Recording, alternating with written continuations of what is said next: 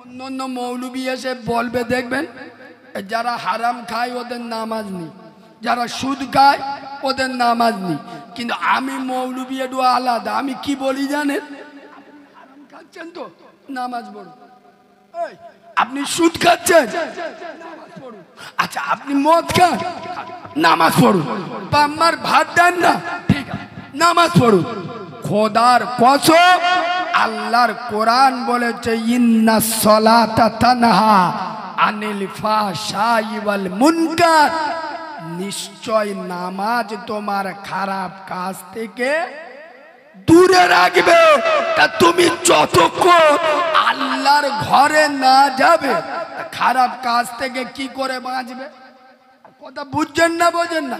তুমি যখন মসজিদে যাবে তখন নামাজ পড়ে লাভবে, আল্লাহ তোমার এমন একটা পরিবর্তন এনে দেবে।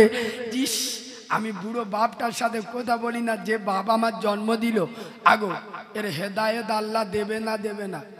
ওই কারণে পায়ে ধরে বলে যাচ্ছি, সম্পর্ক যদি করতে হয় মসজিদের সাথে সম্পর্ক করুন।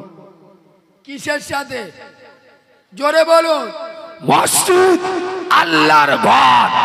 আরো একটা কথা বলে যায়, বাপ দাদা কি করে গেছে তার নাম ইসলাম নয়। বাপ দাদা যেটা করে গেছে, যদি ওর নাম ইসলাম হতো, আবু জেহেল নিজের কথাই ঠিক ছিল। কথা শুনছেন না? শুনছেন না? আল্লাহ বলেছে, আমি যখন মসজিদে ডাকবো চলে আসবে। মাল ঘড়ি দেখতে হবে কেন? আর চাচার মসজিদে হাঁটতে হবে কেন? এ পাড়ায় মসজিদ, ও পাড়ায় মসজিদ, এ মোড়ে মসজিদ, ও মোড়ে মসজিদ। গাজীদের মসজিদ আলাদা, লস্করদের এ বাবু, একটা কথা মনে পড়লো মাঝখানে। মুর্শিদাবাদে বাড়ি, বর্তমান শাসক দলের একজন এমএলএ, ভদ্রলোকের নাম হলো হুমায়ুন কবির। নামটা শুনেছেন আপনারা? হুমায়ুন কবির। এ ভদ্রলোক আজ থেকে 20-25 দিন আগে একটা বক্তব্য দিছিল, গোটা ভারত তোলপাড় হয়েছে। কি? হুমায়ুন কবির বলছে যে আমি মুর্শিদাবাদে একটা বাবরি মসজিদ করব। শুনেছেন না শোনেননি? মুর্শিদাবাদে একটা বাবরি মসজিদ করব। খোদার কসম, বিক্রমপুরের মুসলমানেরা, বিশেষ করে যুবক জুয়ান তরুণেরা, তোমাদের পায়ে ধরে আমি একজন দ্বীনের আলেম তোমাদের হুঁশিয়ার করে দিয়ে যাচ্ছি, এইসব মিথ্যা নেতাদের কথায় ফাঁসবে না। এসব রাজনৈতিক বক্তব্য। দিদির সাথে কদিনও ঝামেলা চলছে, তাই এখন মুসলমানদের কথা মনে পড়ে একদিন পরে বাবরি মসজিদ করবে। কোথায় ছিলিস রে? খোদার কসম, পশ্চিম বাংলায় যা মসজিদ আছে আর নতুন করে কোনো মসজিদের দরকার নেই। খবর নিয়ে দেখো, যে মালটা ওই বক্তব্য দিচ্ছে, ওর গ্রামের বাবরি মসজিদে ফজরে আজান হয়তো জামাত হয় না, আর নতুন মসজিদ করবে। আরে নিজেদের গ্রামে, খোদার কসম, আপনি মসজিদের ইমাম, ইমাম সাহেব, এই বাবু সত্য কথা বলুন, মসজিদে নামাজ হচ্ছে ফজরে। জিবরাইল, মিকাইল, আজরাইল, ইসরাফিল ফেরেশতাদের গুণে ফজরের লোক হচ্ছে মোটে 7 জন। কজন? আমি কি বাজে কথা বলছি? কত? 7 জন। আর মসজিদ 3 তলা। আল্লাহর গজব পড়বে এদের মাথায়। ফজরে 7 জন, জোহরে 9 জন, আসরে 5 জন, মাগরিবি 8 জন, ইশার নামাজে 13 জন। আর মসজিদ 3 তলা। খোদার কসম, বিক্রমপুরের মুসলমান দুটো পায়ে ধরে বলে যাচ্ছি, আল্লাহর নামে শপথ করে 5 ওয়াক্ত আজানে মসজিদে চলে যাও, মসজিদকে ভরিয়ে দাও, নইলে এই মসজিদ আল্লাহর কাছে বদদোয়া করতে থাকে। আল্লাহ বিক্রমপুরের মুসলমানেরা আমার 3 তলা মসজিদ করে দেছে, কিন্তু আমার পেটে খোরাক দেয় না। 5 ওয়াক্ত নামাজ মসজিদে আসে না, সপ্তাহে একবার আমার চুমো খেতে আসে। আল্লাহ, চুমো হলো মনের খোরাক, পেটের খোরাক নয়। আমার খিদে মিটবে 5 ওয়াক্ত নামাজি মুসল্লি দিয়ে, এরা সেই 5 ওয়াক্ত নামাজ মসজিদে আসে। এদের ব্যবস্থা করো। খোদার কসম, মসজিদ বদদোয়া করে, তাই তো মুসলমানদের উপরে আল্লাহর গজব নেমে আসে। নামাজ পড়বেন না তা মসজিদ করেন কেন? এই বাবু, আচ্ছা আপনারা বলুন, আপনাদের এদিকে ঈদগাহ আছে? ঈদগাহ, এটাও ঈদগাহ। আচ্ছা দেখবেন যারা ঈদগাহে আসে, আসার সময় আপনাদের এদিকে আমি বলতে পারবো না, আমাদের ওদিকে দেখেছি, আসার সময় বগলে করে একটা নামাজ পার্টি আনে না? এদিকেও আনে। তার মানে কি বলুন তো? ওরা ভালো করে জানে আমরা বছরে একবার নামাজ পড়ি, নিজের জায়গা নিজের নেজাতি হবে।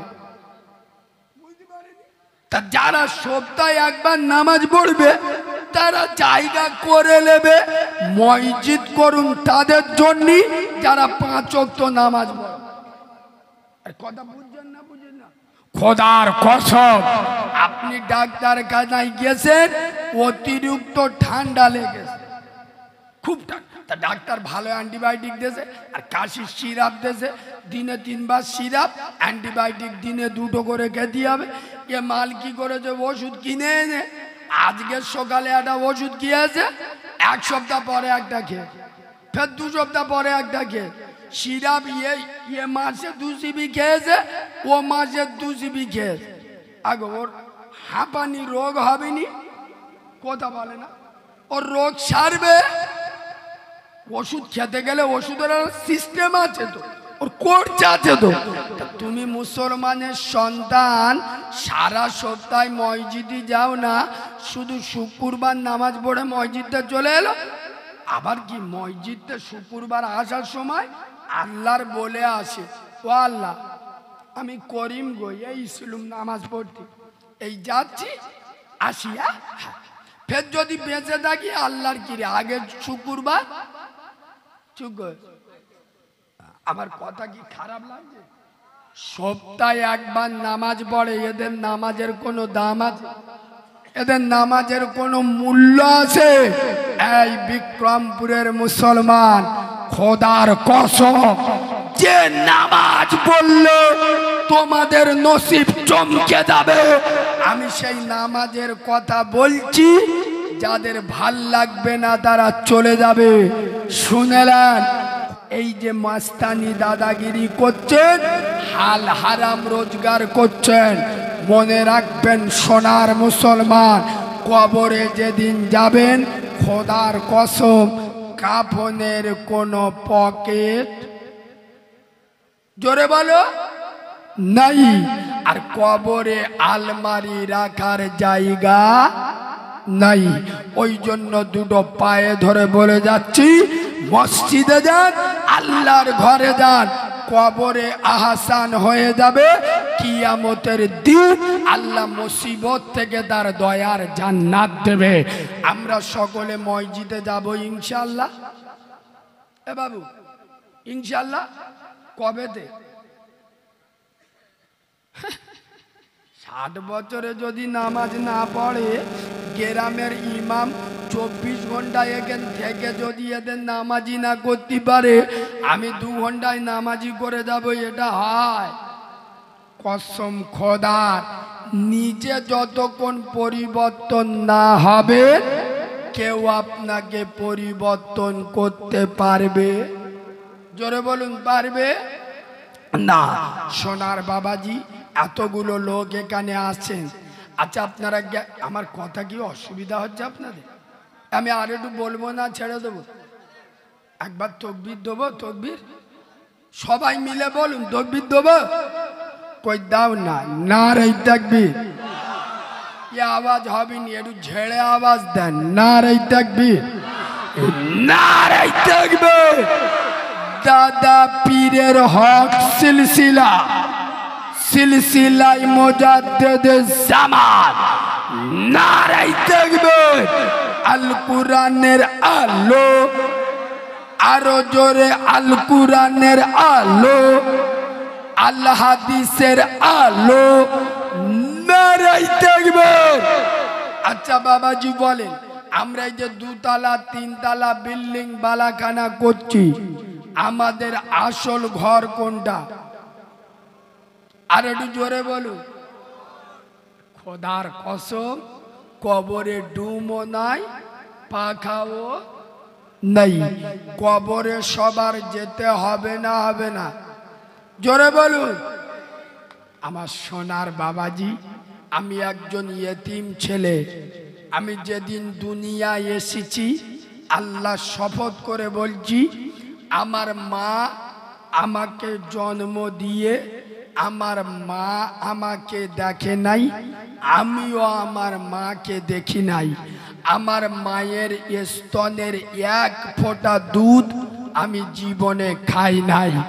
মাকে একবারও জীবনে আমি মা বলে ডাকার সুযোগ পাই নাই। আমি এই রকম একজন অনাথ বাচ্চা, সেই সুদূর ডায়মন্ড থেকে এসেছি। আমার নবী বলেছেন, অনাথদের দোয়া কবুল হয়। যারা আমার মতো অনাথদের মাথায় হাত বুলায়, নবীর মাথায় হাত বুলানো হয়। সুবহানাল্লাহ বলুন। আমি জানি না আমার মতো অনাথ এখানে কে আছে, আমার মতো ইয়েতিম এখানে কে আছে।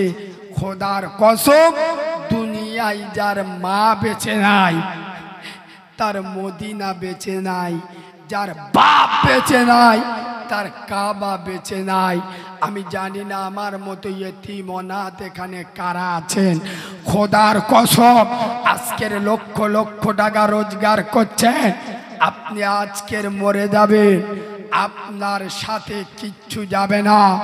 দিল্লির বাদশা সিকান্দার, এত বড় বাদশা, মারা যাবার আগে বলে গিয়েছিল, আমি যখন আমার লাশটা নিয়ে যাবে, কাফনের বাইরে আমার 2টো হাত খুলে দেবে। কেন? ভারতবাসী দেখেলি আমি এত বড় বাদশা, দিল্লির সম্রাট, দুনিয়া ছেড়ে চলে যাচ্ছি খালি হাতে, আমি কিচ্ছু নিয়ে যেতে পারলাম না। সোনার বাবাজি, আজ এত টাকার বাড়ি গাড়ি দুনিয়ায় সম্পদ জড়ো করে রেখে যাচ্ছেন। মনে রাখবেন, কের মরে যাবে কালকের দুদিন, ছেলে মেয়েরা ভুলে যাবে, স্ত্রী ভুলে যাবে। খোদার কসম, কবরে একার পড়ে থাকতে হবে। আপনার টাকায় আপনার ছেলে মেয়েরা মস্তানি দিয়ে বেড়াবে। তাই জীবনের শ্রেষ্ঠ জায়গায়, যেখানে সারা জীবন থাকতে হবে, সেই কবর ঘর। আমি এখানে এসে শুনলাম, এই গ্রামের মানুষ একটা কবর ডাঙাকে সংস্করণ করছে, কাজ চলছে সেই কবরস্থানের উন্নতির জন্য। জীবনের শেষ সময়ে যেখানে গিয়ে আমাদের প্রত্যেকে শুতে হবে, বাড়িওয়ালা গাড়িওয়ালা কোটিপতি, বেটা ছেলে মেয়ে ছেলে, শিক্ষিত মূর্খ ধনী গরিব, আমাদের সকলের যে জায়গায় শুতে হবে। এতগুলো লোক বসে আছেন, আমি এতিম বাচ্চা, আল্লাহর কাছে দোয়া করব, সেই কবর ডাঙার উন্নতির জন্য কবরস্থানে কাজ চলছে। আমি আপনাদের কাছে 5,000, 10,000, 20,000, 50,000 চাইব না। এতগুলো লোক এখানে বসে আছে, মাত্র 2,000 টাকা। কোন সোনার ভাই আছেন? হাত তুলে বলবেন, কালিমুল্লাহ ভাই, আমি ওয়াদা করছি 2,000 টাকা আমি কবরস্থানের জন্য দেব। আমি এতিম বাচ্চা দোয়া করব। এখন যদি না থাকে পরে দিয়ে দেবেন। একবারে দিতে কষ্ট হলে 4 সপ্তাহ 4 বার ধরে 500 করে দিয়ে দেবেন। 2,000 টাকা আমি এতিম ছেলে দোয়া করে যাব। আল্লাহ আপনার রুজিতে বরকত দেবে, জান মালে বরকত দেবে, না হওয়া কাজকে আল্লাহ হইয়ে দেবে। কবরের কথা মনে করে কোন সোনার আব্বা সর্বপ্রথম 2,000 টাকার জন্য হাত তুলে ওয়াদা করবেন আমি এতিম বাচ্চা দোয়া করব আপনাদের। আলহামদুলিল্লাহ। আমার ভাই হাত তুলেছে, কি নাম তোমার? বাড়ি এতে তো এই দেখে কামদেবপুর, মানে এই গ্রামের জামাই। আলহামদুলিল্লাহ। আমি কামদেবপুরে কিছুদিন আগে জলসায় এসছিলাম, আব্বাস ভাইয়ের পরে উঠেছিলাম। সোনার বাবাজি ওই গ্রাম থেকে ওনারা এসেছেন। আমার ভাই কামদেবপুরে বাড়ি, শ্বশুর বাড়ি গ্রামের কবরস্থানের জন্য 2,000 টাকা দেবে। একবার জোরে তাকবীর দেন না, নারে তাকবীর, আরো জোরে নারে তাকবীর। 1,000 টাকা পরে 1,000 দেবেন যদি সম্ভব হয়। আলহামদুলিল্লাহ।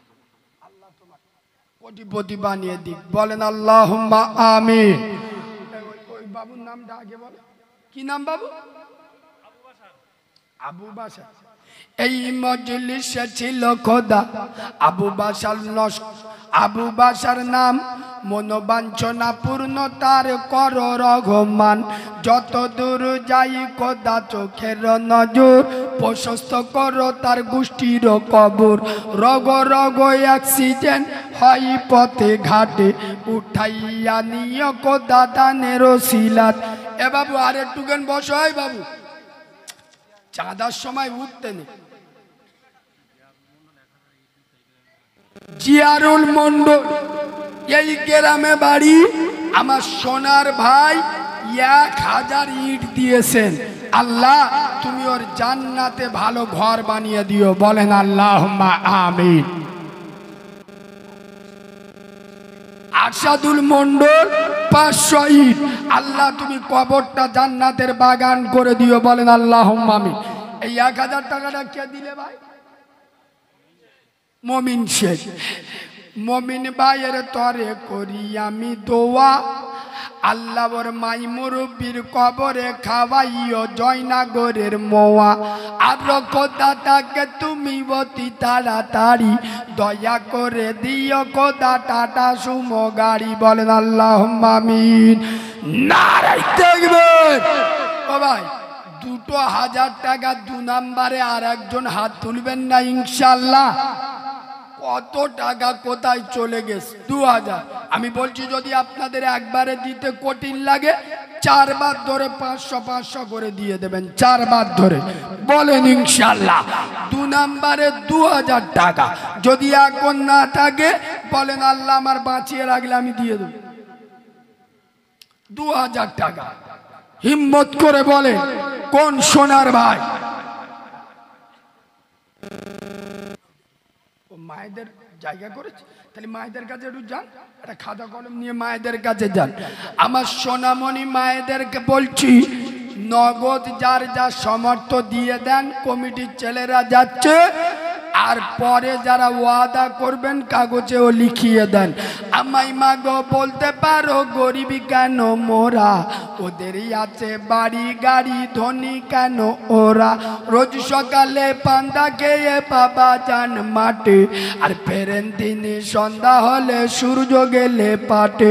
সবার তরে এই পৃথিবী বিভেদ কেন হলো, ভয় পেও না মাগো আমার সত্য কথা বলো, নারে তাকবীর। আব্বা 2,000 টাকার দাতা আর একজন হবে না আব্বা?